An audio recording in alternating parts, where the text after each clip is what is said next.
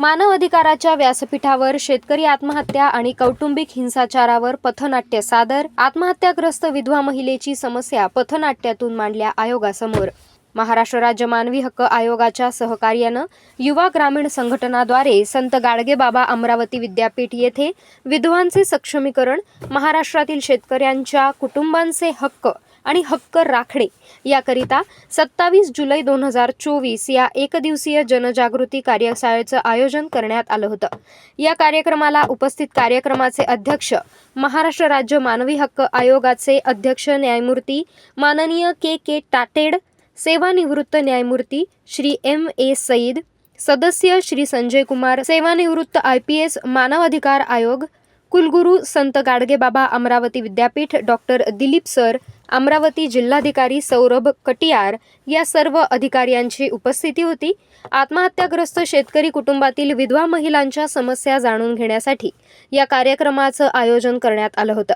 यामधील अनुभव, शिक्षा केंद्राच्या अमरावती वाशिम जिल्ह्यातील युवा कलाकारांनी आत्महत्याग्रस्त शेतकऱ्यांच्या कुटुंबातील विधवा महिलेची समस्या या आपल्या पथनाट्यातून मानवी हक्क आयोगासमोर मांडण्याचा प्रयत्न केला.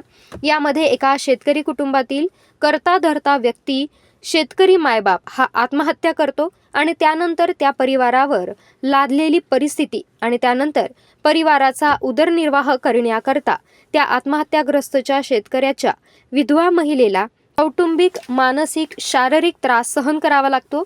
तिला असलेले अधिकार, स्वातंत्र्य हे तिला मिळवण्यासाठी संघर्ष करावा लागतो. परंतु कौटुंबिक, सामाजिक आणि शासन दरबारी येणाऱ्या समस्येमुळे ती हतबल होऊन खचून जाते.